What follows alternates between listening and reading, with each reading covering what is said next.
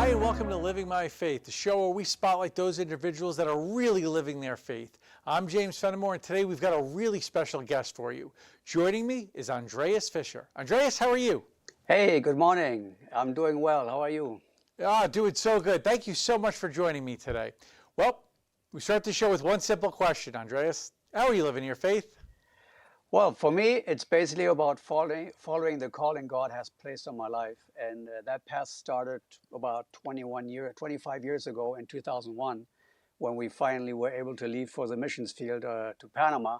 And we remained there for 25 years. And recently we just came back and opened our new ministry, PAF Victorious Living, and we'll continue following the calling of God.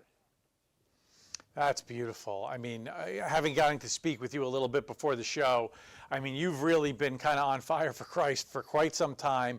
But not only that, just doing the work in the field and helping people come to Christ in some difficult situations for decades.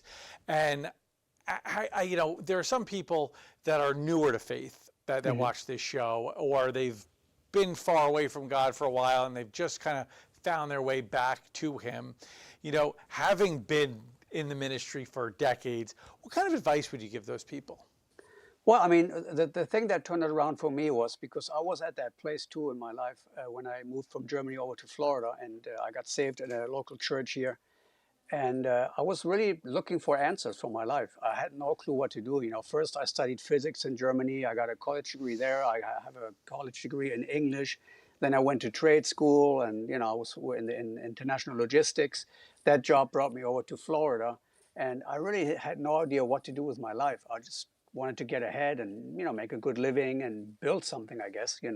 I just didn't know. So I figured, all this information I was seeking didn't really bring closure to me to know what direction my life was supposed to be.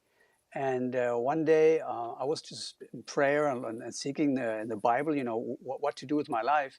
And I popped over some scriptures, and it came to me that really I had to find out what my purpose in life was, what exactly God wanted me to do, not what I wanted to do, but God, what did God want to do with my life?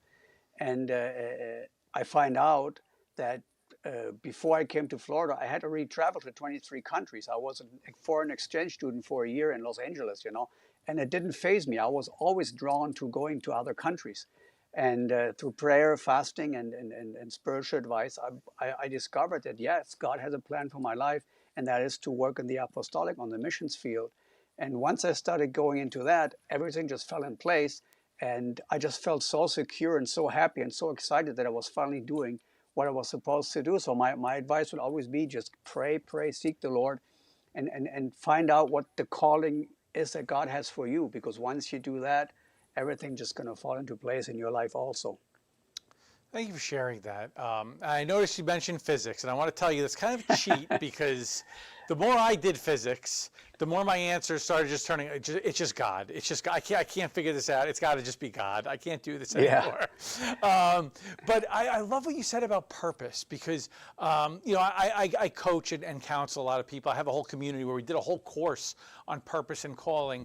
And what was so wild to me in that process was I was talking to people that were 50, 60, 70 years old. They didn't know their purpose and calling in God. And they'd been believers for decades, and they still couldn't figure it out as we went through this course. Now, what was even more wild, Andreas, was the community around them. We were able to see their purpose and their calling because we got to know them in prayer and prayed with them, and we saw what God was doing in their life and how they would light up when they would talk about a certain ministry or a child or whatever. So it's so fascinating how God works through us and how sometimes other people could see that and we can't even see it for ourselves because I don't think we ask for that in prayer. We might be praying for other people or other things or maybe our finance, but we don't ask for that. What is my purpose? What are you trying to work through me to glorify you? So I just can't thank you enough for bringing that up, Andreas. So why don't you tell us a little bit now about what you have going on? Because, again, talking to you, you're just on fire for the Lord, and you've got so much going on. And I want to make sure our audience knows about it as well.